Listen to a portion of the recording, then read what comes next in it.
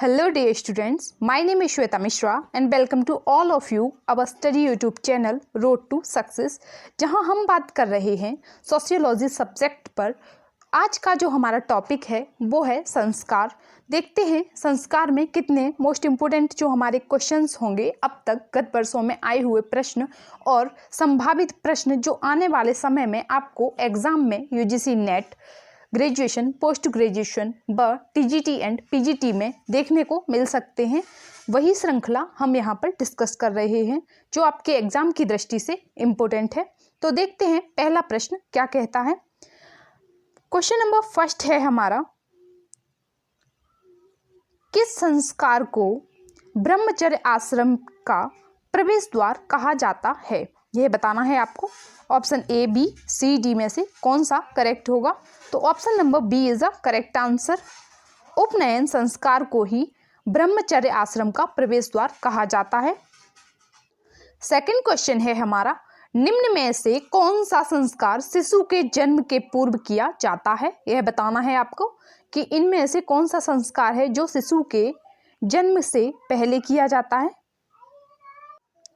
Number 1 है आपका सीमांत नयन संस्कार, नंबर 2 है आपका जात कर्म संस्कार, नंबर 3 है आपका पुंसबंध संस्कार और नंबर 4 है आपका गर्भाधार संस्कार। तो बताइए इन चारों में से कौन सा विकल्प सही होगा?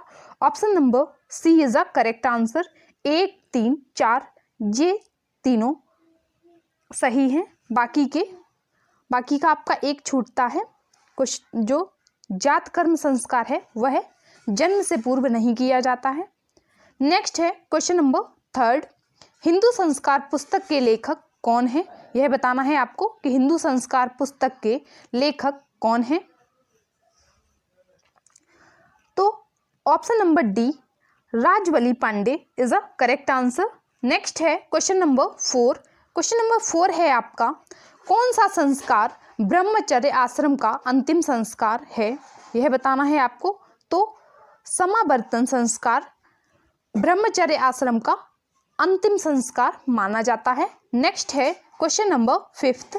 क्वेश्चन नंबर 5 कहता है, मनुस्मृति में कितने प्रकार के संस्कारों का उल्लेख किया गया है? यह बताना है आपको कि मनुस्मृति में कितने प्रकार के संस्कार बताए गए हैं। तो मनुस्मृति में 13 प्रकार के संस्कारों के बारे में बात होती है।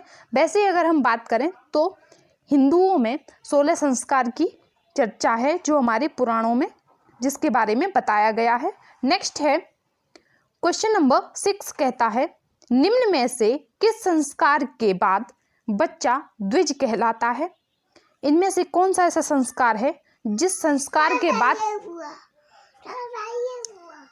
बच्चा द्विज कहलाता है? उपनयन संस्कार is a correct answer. Question number 7 है आपका, निम्नलिखित में से कौन सा संस्कार व्यक्ति के सांसारिक जीवन की समाप्ति माना जाता है? यह आपको बताना है। तो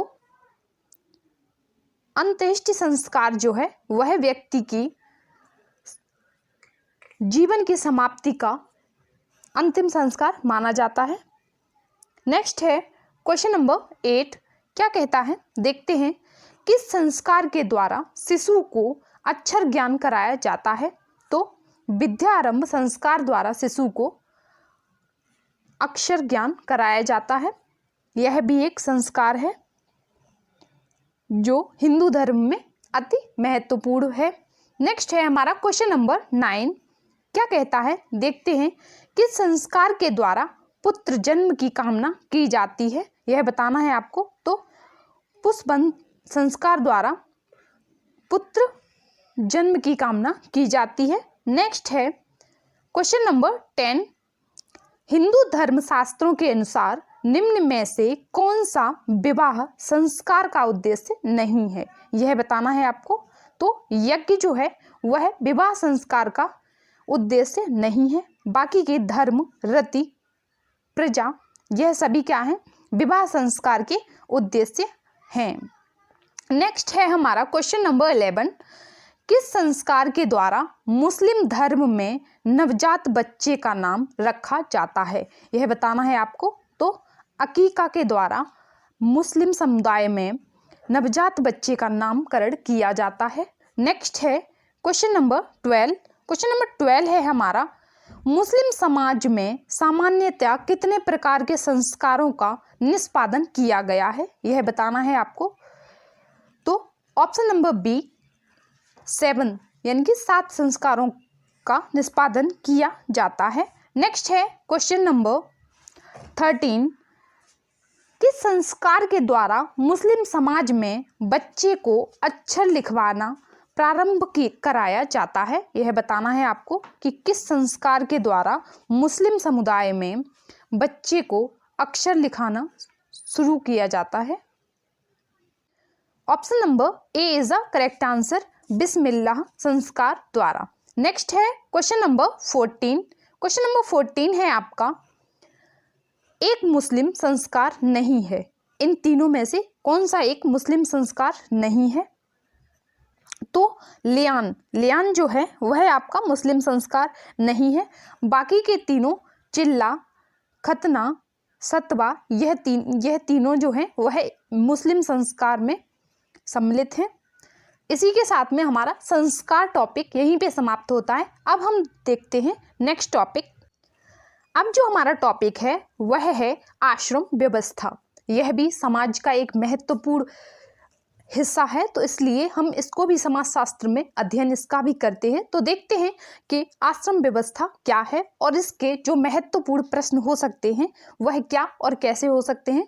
देखते हैं, हिंदू आश्रम व्यवस्था के अंतर्गत जीवन का अंतिम आश्रम है। कौन सा आश्रम है जीवन का अंतिम आश्रम? हिंदू आश्रम में किसकी बात की गई है? 4 आश्रमों की बात की गई है। Option number B is a correct answer, option number C is a correct answer. संन्यास, जो संन्यास आश्रम है वह आपका अंतिम आश्रम माना जाता है। नेक्स्ट है आपका क्वेश्चन नंबर 2 है। क्वेश्चन नंबर 2 कहता है, हिंदू आश्रम व्यवस्था में आश्रम का शाब्दिक अर्थ है।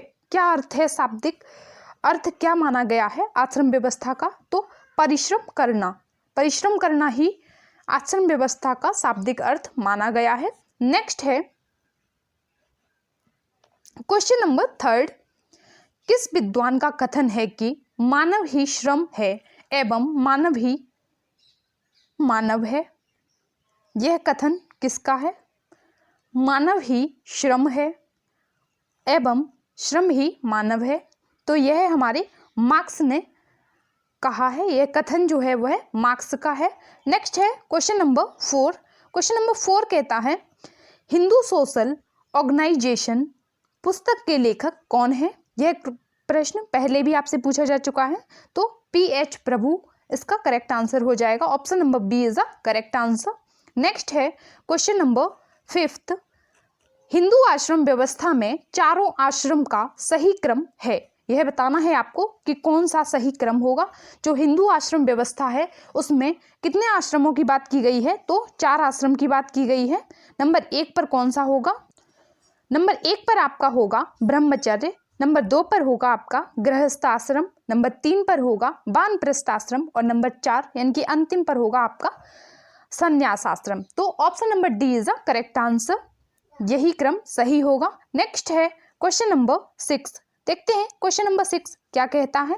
हिंदू आश्रम व्यवस्था के अंतर्गत प्रत्येक आश्रम की अवधि कितने वर्ष निर्धारित की गई है? यह बताना है आपको। तो 25, 25, 25, 25 इसे 4 पार्ट में डिवाइड किया गया है, क्योंकि हिंदू आश्रम व्यवस्था में मानते हैं कि एक व्यक्ति की आयु 100 वर्ष होती है, तो उसको 25-25 में विभाजित कर दिया है चारों आश्रमों को। नेक्स्ट है क्वेश्चन नंबर 7। क्वेश्चन नंबर 7 है, हिंदू आश्रम व्यवस्था का मुख्य उद्देश्य है। क्या उद्देश्य है? तो पुरुषार्थ का संपादन is a correct answer. Option number ए, पुरुषार्थ का संपादन हिंदू आश्रम व्यवस्था का मुख्य उद्देश्य है। नेक्स्ट है क्वेश्चन नंबर 8। क्वेश्चन नंबर 8 है आपका, हिंदू धर्म शास्त्रों के अनुसार निम्न में से किस आश्रम में पंचयज्ञ का निष्पादन किया गया है? ऑप्शन नंबर डी, गृहस्थ आश्रम जो होता है उसमें पंचयज्ञ का निष्पादन किया गया है। नेक्स्ट है क्वेश्चन नंबर 10। क्वेश्चन नंबर 10, गृहस्थ आश्रम में निम्नलिखित में से कौन से पुरुषार्थों का पालन किया जाता है? यह बताना है आपको कि इन चारों में से कौन सा पुरुषार्थ है जिनका पालन किया जाता है। नंबर 1 है धर्म, नंबर 2 है अर्थ, नंबर 3 है काम और नंबर 4 है मोक्ष। तो 1, 2, 3 इन तीनों का धर्म, अर्थ, काम, गृहस्थ आश्रम में इन तीनों पुरुषार्थों का अनुपालन किया जाता है, पालन किया जाता है, और जो मोक्ष है उसका पालन नहीं किया जाता है। तो option number A is a correct answer. आश्रम व्यवस्था में हमारे टॉप 10 जो क्वेश्चन बन सकते थे वो है हमने अब तक कवर किए। अब नेक्स्ट देखेंगे हम दूसरा टॉपिक। अब जो हमारा नेक्स्ट टॉपिक होगा वह है जनजातियां यानी कि ट्राइबल्स। देखते हैं प्रश्न नंबर पहला क्या कहता है।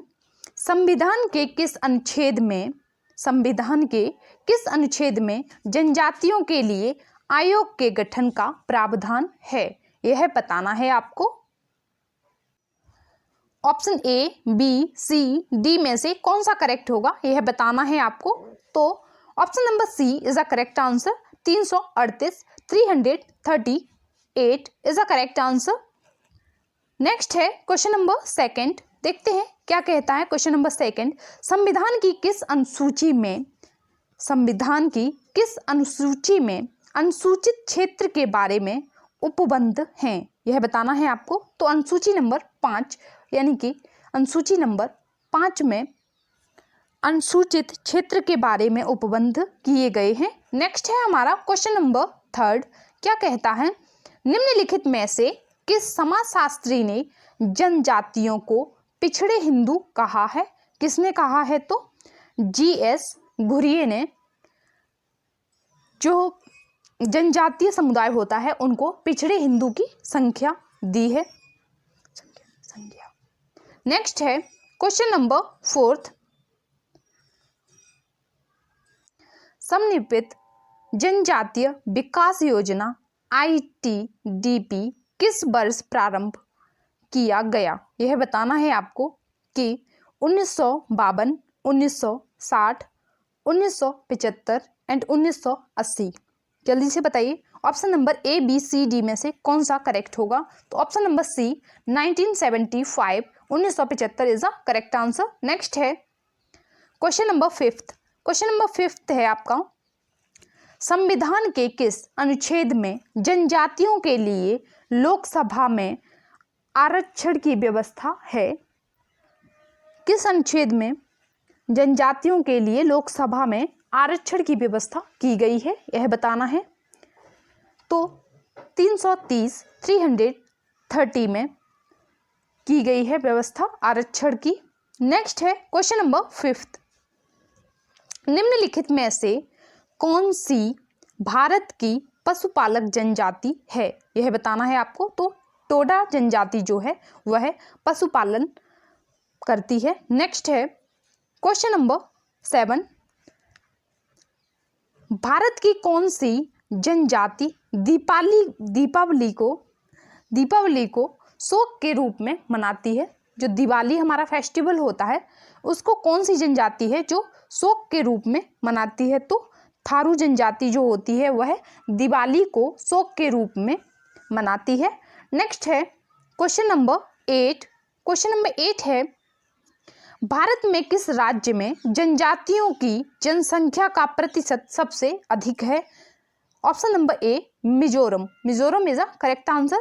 भारत के मिजोरम राज्य में जनजातियों की सर्वाधिक संख्या पाई जाती है।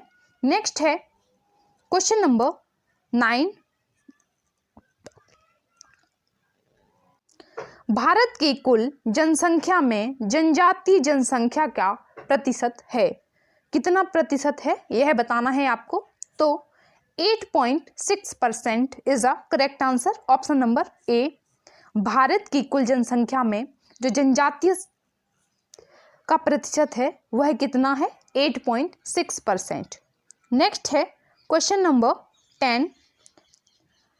जनजातियों का मसीहा किसे कहा जाता है? यह बताना है आपको कि जनजातियों का मसीहा किसे कहते हैं।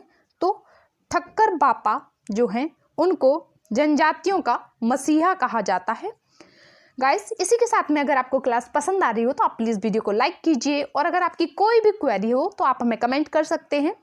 हम आपके कमेंट्स का रिप्लाई करने का पूरा कोशिश करेंगे। और इसी के साथ में चैनल को सब्सक्राइब करें, बेल आइकन प्रेस करें ताकि नेक्स्ट क्लास का नोटिफिकेशन आपको मिल सके। देखते हैं नेक्स्ट क्वेश्चन। क्वेश्चन नंबर 11, कौन सा ग्रह जनजातियों के यौन शिक्षा से संबंधित है? यह बताना है आपको कि इनमें से कौन सा ग्रह है जो जनजातियों के यौन शिक्षा से संबंधित है। तो युवा ग्रह, जो युवा ग्रह होता है वही, उसी में जनजातियों को यौन संबंध की शिक्षा दी जाती है। नेक्स्ट है टॉपिक हमारा, निम्नलिखित में से किस विद्वान ने जनजातियों के लिए राष्ट्रीय उद्यान नीति का सुझाव दिया है? यह बताना है आपको कि नेशनल पार्क पॉलिसी किसने। तो option number D is the correct answer, Verrier Elwin is the correct answer. Next है क्वेश्चन नंबर 13, क्या कहता है देखते हैं। संविधान के किस अनुच्छेद में राज्यों में की विधानसभाओं में अनुसूचित जनजाति के लिए आरक्षण का प्रावधान है? Option number B is the correct answer, 332 332 is the correct answer. तो जनजातीय यानी कि ट्राइब्स के बारे में जितने भी इंपॉर्टेंट फैक्ट हो सकते थे आपके एग्जाम ओरिएंटेड, वो सभी हमने अभी तक कवर किए हैं। अब हम देखेंगे नेक्स्ट टॉपिक। नेक्स्ट टॉपिक क्या होगा हमारा, देखते हैं। नेक्स्ट टॉपिक है हमारा कमजोर वर्ग अनुपात दलित, यानी कि यहाँ पर जो हमारा टॉपिक है वह है दलित, यानी कि आपका जो कमजोर वर्ग है उसके बारे में किस समाजशास्त्री ने क्या क्या थ्योरी दी है उसके बारे में देखते हैं। तो सबसे पहले जो हमारा क्वेश्चन है वह है सत्यशोधक समाज की स्थापना किसके द्वारा की गई है? यह बताना है आपको। तो सत्यशोधक समाज की स्थापना ज्योतिबा फुले जी के द्वारा की गई है। नेक्स्ट है क्वेश्चन नंबर 2, दलित वर्ग शब्द संविधान में किस नाम से उल्लिखित है? यह बताना है आपको कि जो दलित वर्ग है वह संविधान में किस नाम से उल्लिखित है। तो ऑप्शन नंबर ए, अनुसूचित जाति के नाम से इसको वर्णित किया गया है। नेक्स्ट है क्वेश्चन नंबर 3, क्या कहता है संविधान के किस अनुच्छेद में अस्पृश्यता का उन्मूलन किया गया है? तो क्वेश्चन नंबर 3 का करेक्ट आंसर क्या होगा? Option number B, 17। जो आपका आर्टिकल नंबर 17 है उसमें ही अस्पृश्यता का उन्मूलन वर्णित है। नेक्स्ट है क्वेश्चन नंबर 4, J.H. हटन ने दलित जाति के लिए किस शब्द का प्रयोग किया है? यह बताना है आपको कि J.H. हटन के द्वारा दलित जाति के लिए किस शब्द का प्रयोग किया गया है। तो बाहरी जाति इन्होंने कह के दलित जाति को संबोधित किया है। नेक्स्ट है क्वेश्चन नंबर 5, दलित जाति संबंधित है, किससे संबंधित है? हिंदू से, हिंदू जाति से ही संबंधित है। इसमें जो आपके ऑप्शन हैं वह हैं कंफ्यूजन वाले, वर्ण व्यवस्था से, आश्रम व्यवस्था से, संस्कार से, हिंदू जाति से। तो ऑब्वियस है हिंदू जाति से दलित जाति का संबंध है। क्वेश्चन नंबर 6 क्या कहता है, दलित के लिए अनुसूचित जाति का शब्द, दलित के लिए अनुसूचित जाति शब्द का प्रयोग सर्वप्रथम कहाँ किया गया? यह बताना है आपको।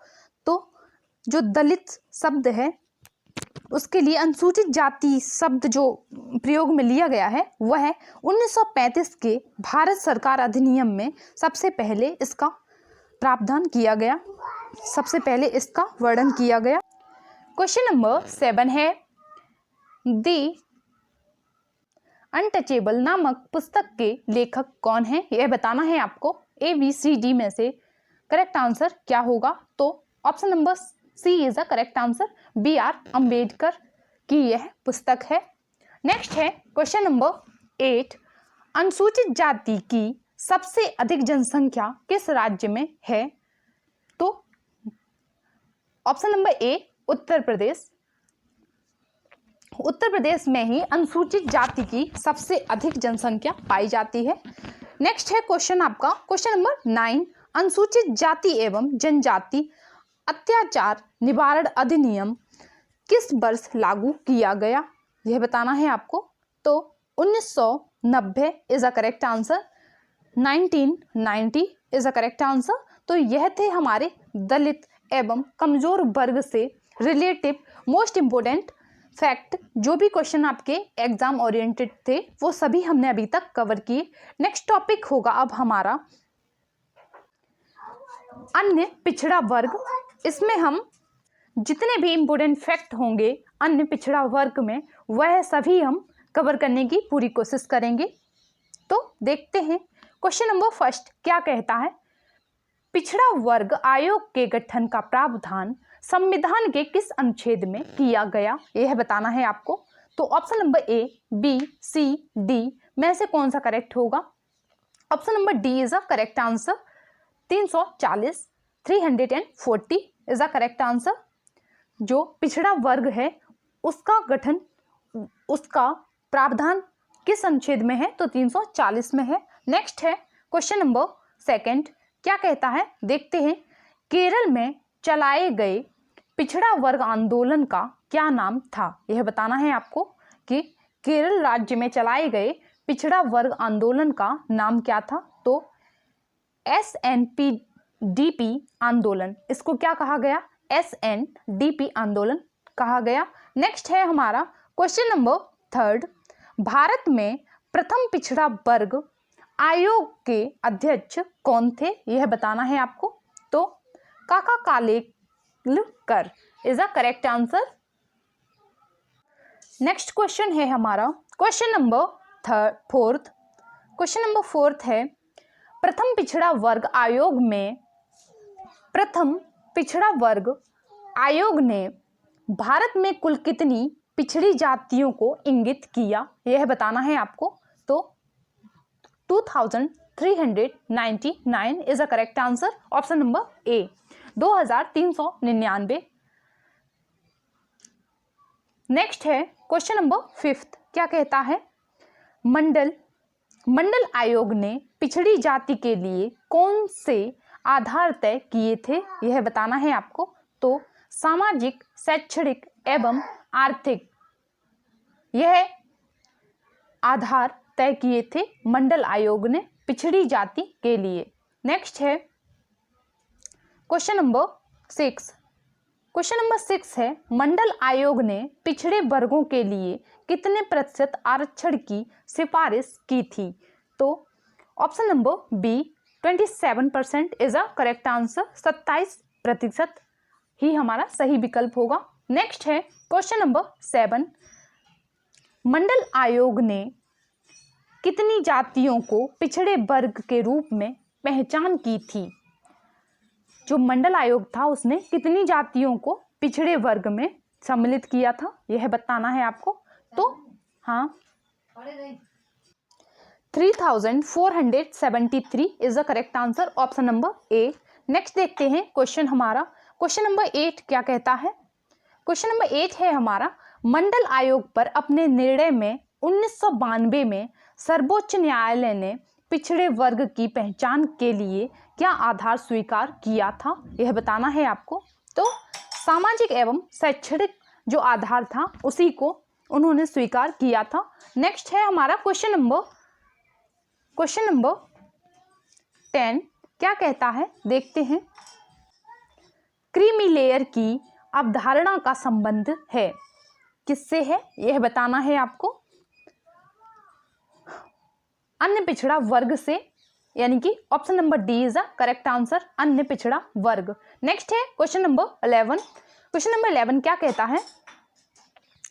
प्रसाद समिति का संबंध है किससे है? तो क्रीमी लेयर से, जो अभी हमने पढ़ा था कि क्रीमी लेयर की अवधारणा किससे संबंधित थी, तो अन्य पिछड़ा वर्ग से संबंधित थी। अन्य पिछड़ा वर्ग जो वर्ड था उसकी जो अवधारणा किसने दी थी, तो क्रीमी लेयर ने दी थी, और यह प्रसाद समिति से संबंधित थे। नेक्स्ट है क्वेश्चन नंबर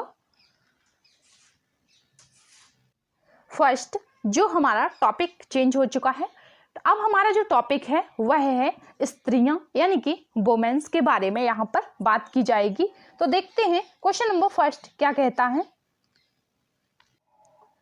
भारतीय संविधान के किस अनुच्छेद में स्त्रियों के लिए विशेष उपबंध करने की छूट प्रदान की गई है, यह आपको बताना है। तो option number A is the correct answer.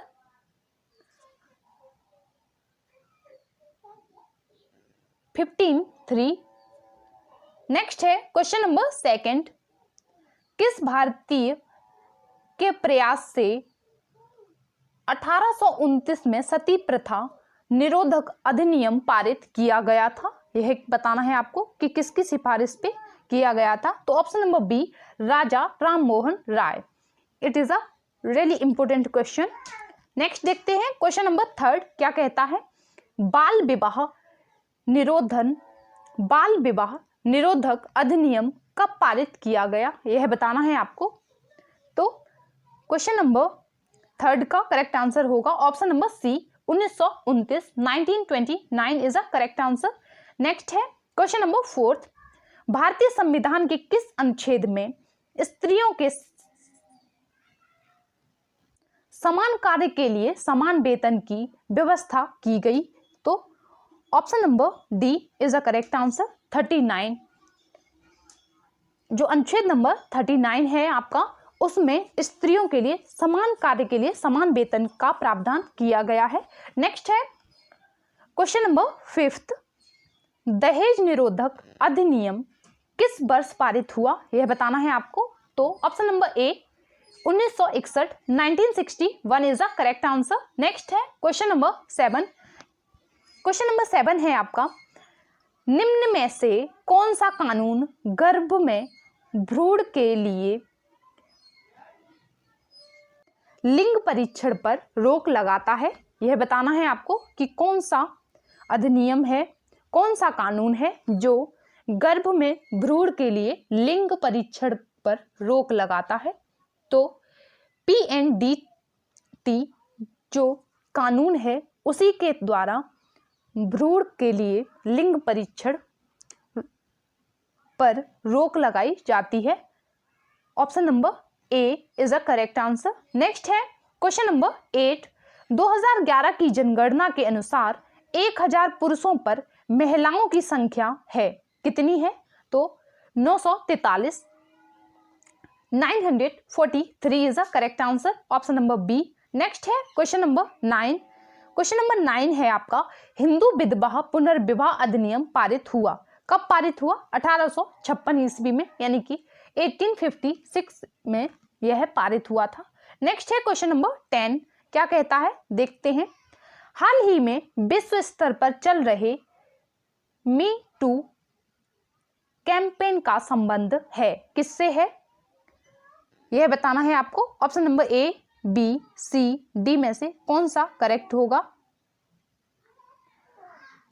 Option number A is a correct answer, स्त्रियों से। यह संबंधित किससे है, मी टू कैंपेन जो है वह है स्त्रियों से संबंधित। नेक्स्ट है क्वेश्चन नंबर 11। क्वेश्चन नंबर 11 है आपका, महिलाओं का अश्लील चित्र छापने से रोकने के लिए संसद ने किस वर्ष स्त्री अशिष्ट रूपण प्रतिषेध अधिनियम पारित किया, यह बताना है आपको।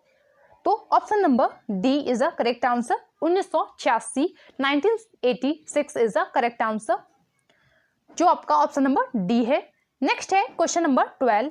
बेटों के समान बेटियों को भी पिता की संपत्ति में पूर्ण अधिकार दिया गया, किस अधिनियम के थ्रू, कब से दिया गया, तो 2005 से यह अधिनियम लागू किया गया है। Option number D is the correct answer. तो ये हमारी आज की क्लास का लास्ट क्वेश्चन था और इसी के साथ में आज की क्लास को यहीं पर रोकते हैं, यहीं पर ब्रेक देते हैं। क्लास अगर पसंद आई हो तो आप प्लीज़ वीडियो को लाइक कीजिए, अपने फ्रेंड्स के साथ में शेयर कीजिए, चैनल को सब्सक्राइब कीजिए, बेल आइकन प्रेस कर लीजिए ताकि नेक्स्ट क्लास का नोटिफिकेशन आपको मिल सके। और इसी के साथ में thank you for watching and bye bye and take care and don't stress. अच्छे से स्टडी करिए। बाय।